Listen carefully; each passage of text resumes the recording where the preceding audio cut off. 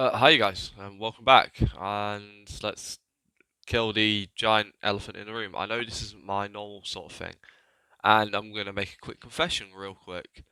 I have been watching a lot of Pokemon What Ifs recently.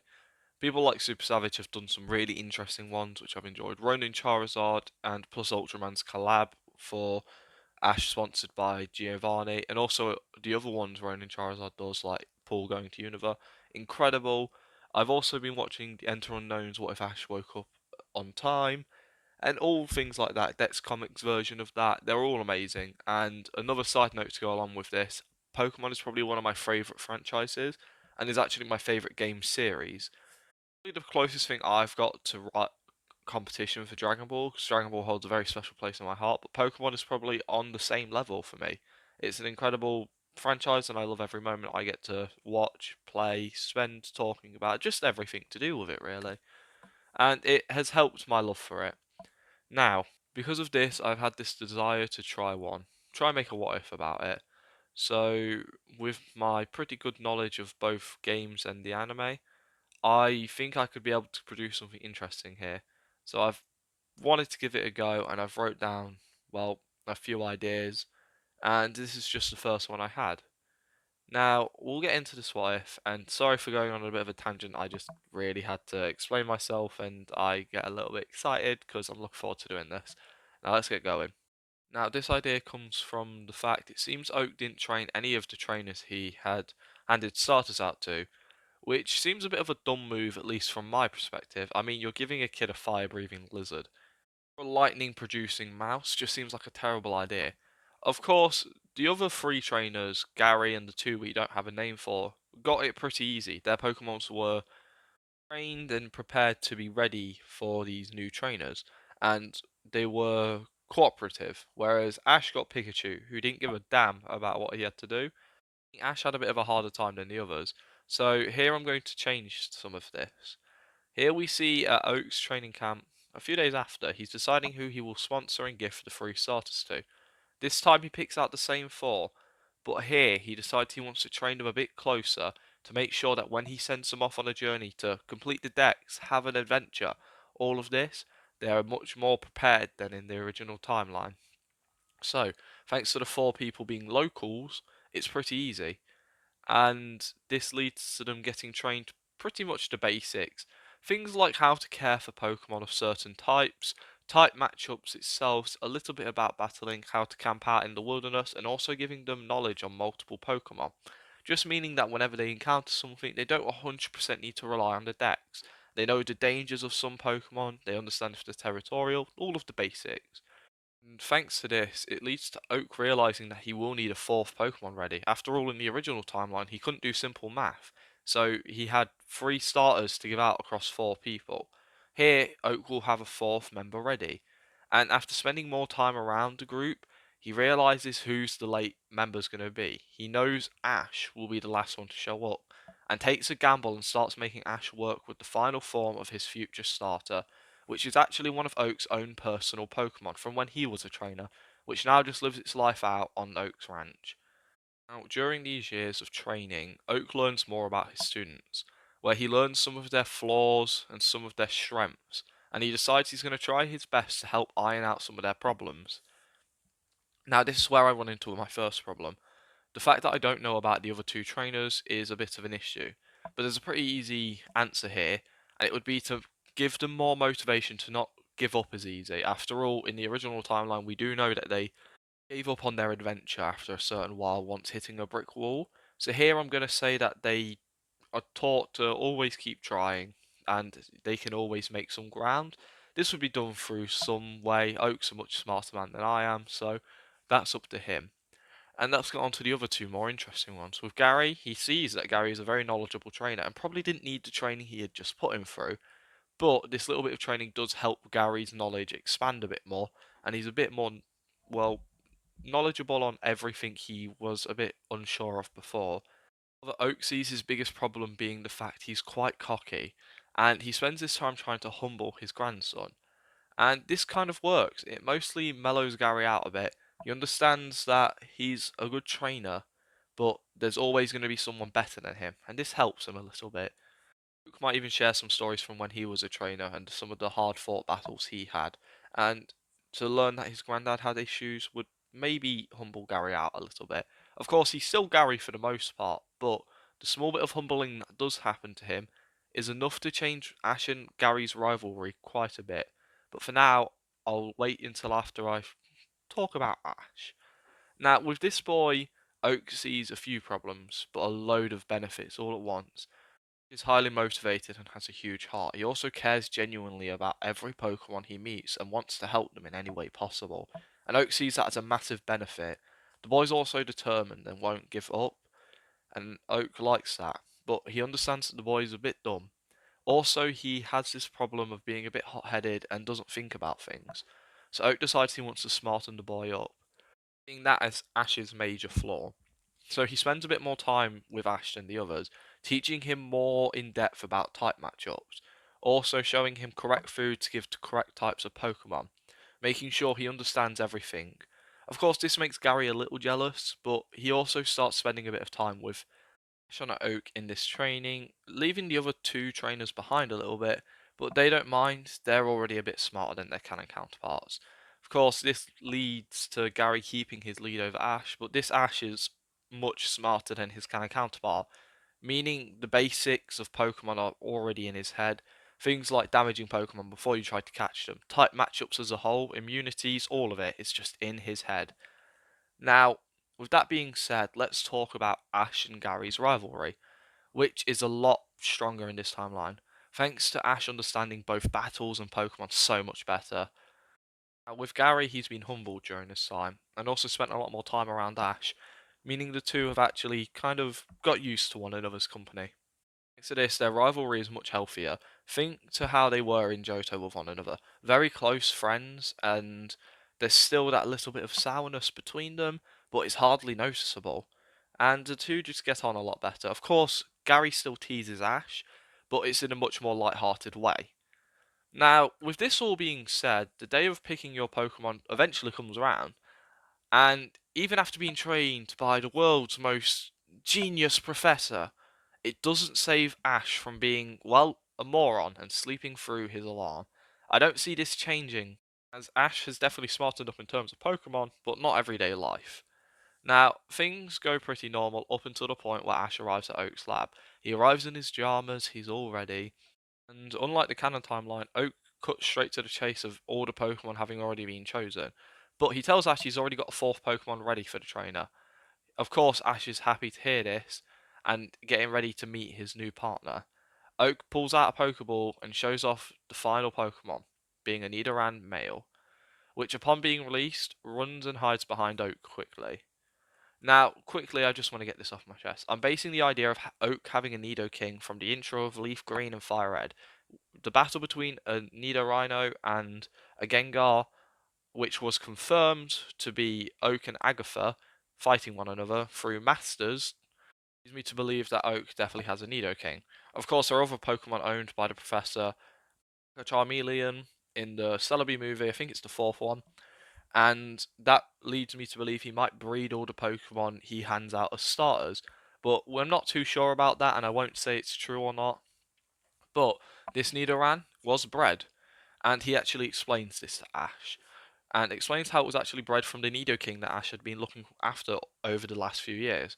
Hearing this, the boy's thrilled, but Oak goes on explaining how it was bred, and this means it's actually got access to some powerful moves it shouldn't have right now, and Ash needs to take extra special care of it. Not only because it's got some more powerful moves than it should have, but also hasn't seen anything outside of the ranch in its entire life, and has only really lived here. The only people it really ever interacted with was himself and its parents. Of course, Ash is more than happy to take this offer up and is looking forward to showing the Pokemon the world, as he crouches down and gestures for the Pokemon to come towards him. However, it hides from him behind Oak's leg. Ash thinks for a moment, kind of annoyed, but remembers the food that Oak showed him. He runs off and quickly grabs a poison type special food, which most poison types happen to love, and he puts it in his hand and lures the Pokemon towards him. Of course, the poison pin Pokemon can't resist the smell of this sweet food and heads towards it and starts eating out of Ash's hand. The Pokemon trainer excitedly strokes his new partner on the head, making sure to avoid the horn, knowing of its intense poison. Pokemon, feeling this, looks up to see Ash's smiling face, and this calms the Pokemon as it nuzzles into Ash's hand before finishing off the food.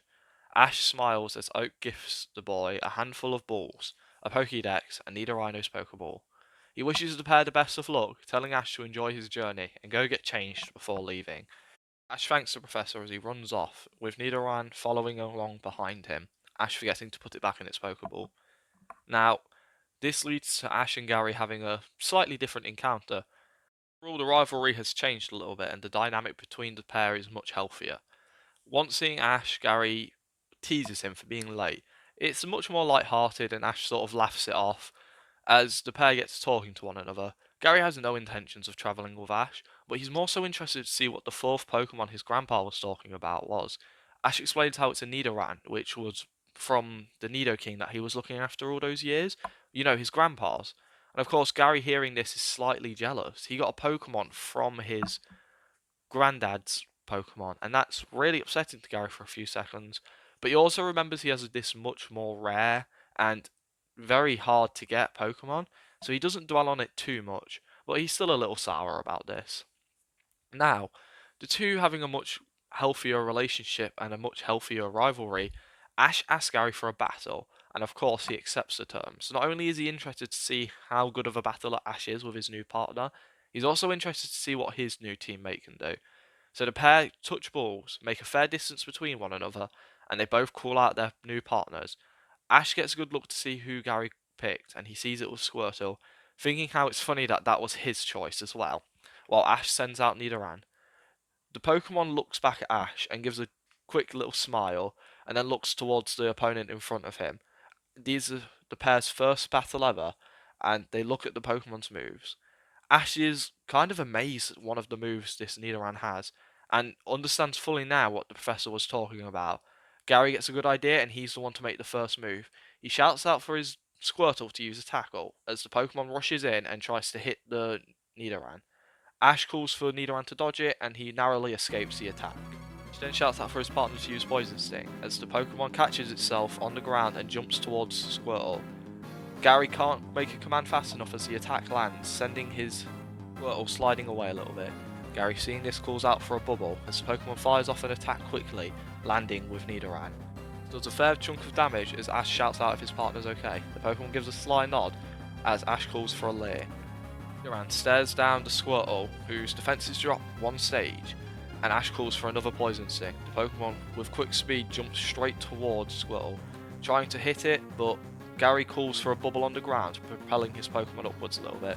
Ash is surprised with Gary's quick thinking, but after having years of training with his grandpa, he's learned a few tricks. Gary then calls for a Tail Whip, lowering Nidoran's defense by 1. He then calls for a tackle as the Pokemon drops down into the ground, slamming into the back of Nidoran. Of course, this hits hard, and Nidoran takes a lot of damage from this. He gets slammed into the ground pretty hard. Ash shouts out for his Pokemon, who lets out a faint cry. Ash knows he's okay. She decides to call for their most powerful attack. Shouts out for Nidoran to use Thrash, and this catches Gary off guard. After all, this attack is very powerful, and he shouts for Squirtle to dodge whatever's coming. But the glow of red in Nidoran's eyes catches Gary off guard. Soon, the Poison Pin Pokemon is on Squirtle, unleashing a barrage of hits. The ref, who was one of the spectators, shouts for the match to be over when Squirtle falls to one knee. But Nidoran doesn't stop, unleashing another barrage of attacks. Ash shouts out for Nidoran to call it off, but he doesn't listen. Gary then shouts for Squirtle to get out of there, but the pair can't do anything as Nidoran continues to hit into Squirtle, the Pokemon taking a lot of damage while Nidoran continues to hit. Squirtle not giving the turtle Pokemon a second to breathe. Of course, Gary and Ash both try to get hold of their Pokemon. Gary is still giving Squirtle's command while Ash is shouting out for Nidoran to stop. Eventually, after trying to recall both Pokemon to their balls and not being able to hit them thanks to how fast Nidoran's moving, Ash runs in and grabs hold of Nidoran, who lands a few hits on Ash's body, causing some pretty bad damage, but for the most part is fine. Ash talks to his Pokemon, trying to bring it back to normality, and soon its eyes no longer glow red, as it calms down and realizes what's happened. Seeing the damage done to Squirtle and the damage it did to Ash, Nidoran looks horrified. Seeing the face of Ash as well scares him. This is a trainer he met only a few minutes ago, but it reminded him so much of Oak. Also heard of this trainer from his father and seen him getting cleaned by him. The smile on his face is no longer there. In fact, Ash looks horrified at what happened as he looks at his new Pokemon. Ash tries to fake a smile for it, but Nidoran understands that he did something terrible. As for Gary, he checks on his Squirtle, screaming out for Ash that they need to go to Oak. Ash agrees as the pair run up there. Upon arriving, Oak checks out Squirtle, seeing that it's mostly fine, giving it a few bandages, a quick squirt of a potion, and a poker treat for fighting so bravely. Tapping it on the head, saying, "Well done, that was a tough first battle." Squirtle lets out a little cheer, but it's still pretty shaken.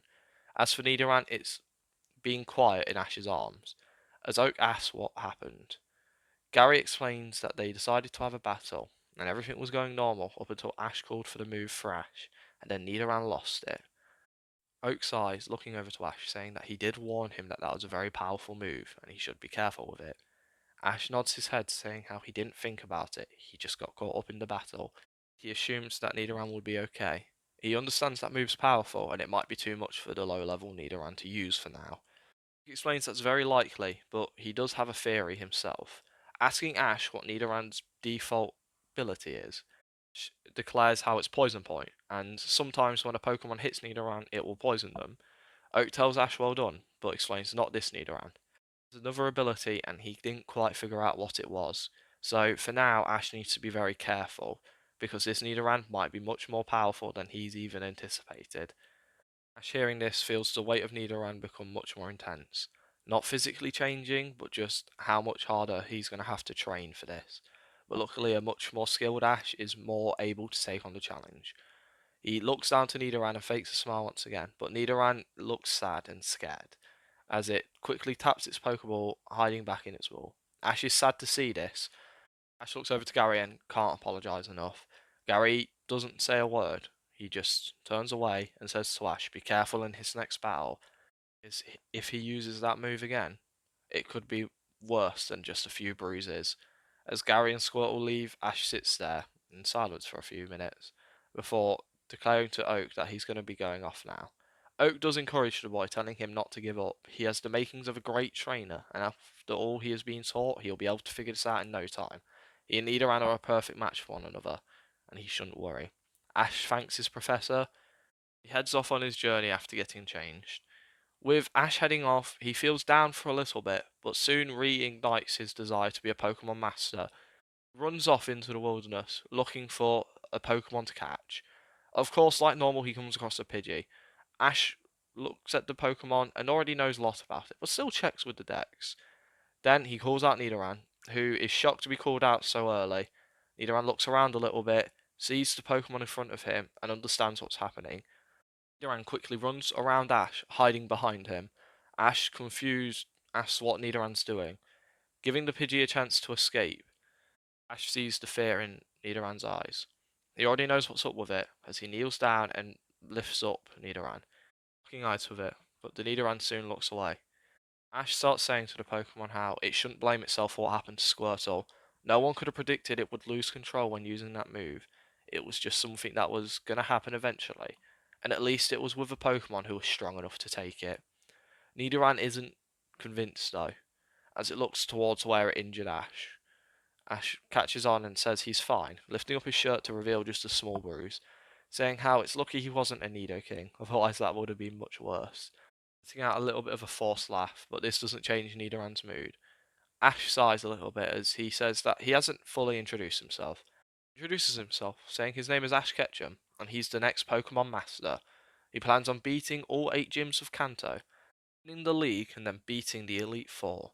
But to do that, he needs Nidoran's help. He wants to go on a journey where he makes new friends, meets new people, catches amazing Pokemon, and more importantly has a good time. But to do that, he needs Nidoran's help. It goes on to explain how he understands Nidoran's scared, but so is he. It's his first time out in the big world. It's beautiful and amazing, but terrifying. There's so many cool but dangerous things to see. With Nidoran by his side, he's a lot less scared than he ever used to be, and hopefully, he has the same effect for Nidoran. He wants the pair to have a great time on this adventure and make many new friends. He goes on to say if Nidoran's worried about the move, they won't ever use it again. As far as Ash is concerned, Nidoran's got two other amazing moves, and he's sure he'll develop 100 more amazing ones. So for now, Thrash is off the table, and they'll just work on getting strong with two moves, not three. Nidoran lets out a little bit of a sigh, almost of relief, as he looks towards his trainer, who is grinning massively. Nidoran's happy to see the same look he saw when they first met, seeing Ash to have that similar smile to Oak. Nidoran gives a quick nudge and nuzzles up to Ash again, as Ash stands up, picking up his Pokemon, who happily jumps onto the trainer's head. Ash shouts out how next time they see Gary, they'll beat him without even using Thrash. As Nidoran copies the cheer, and the two head off towards their next battle. Nidoran is obviously still nervous, but he feels a lot happier knowing that Ash isn't scared of him. And I think that's where I'll leave this story. I pretty much only covered the events of episode 1, but they just happen very differently. Ash got a different starter in this timeline thanks to his better relationship and better understanding of Pokemon through Oak. And I think it's very weird that Oak never actually trained the trainers he gave starter Pokemon to up at all. You know, teaching them some simple things would help them a lot. Of course, it's very possible he did, and Ash is just an absolute idiot. But I highly doubt it to say that Ash was that dumb. Like, even just teaching him simple type matchups. Like, the man used a goddamn electric type attack. An electric move on a Onyx. Onyx of all things. I mean, he didn't have better options, don't get me wrong. But then, before that, he sent a Pidgeot into battle with a Geodude. That's just horrible type matchup. So I'm genuinely under the impression that Oak didn't teach Ash anything. So here I've had an Oak who actually gave a damn about the 4 people who sent off on an adventure to fill up the decks for him, and hopefully this will lead to Ash doing a lot better and changes his story quite a bit. After all, I think I can already tell the first change which is going to happen. Hopefully you'll enjoy it. Now, with this all being said, I hope you all had a good day. I hope you enjoyed this. Let me know, please, because I would love to continue this as I love Pokemon. And getting to do a what if about it would genuinely be pretty sick to me. It won't be regular. Depending on how well this does, it might get a part 2 pretty fast because I already sort of know what I'm doing. But yeah, with that being said, I hope you all enjoy. Have a good day or a great night, and hopefully I'll see you next time. Please leave a like if you enjoyed, guys.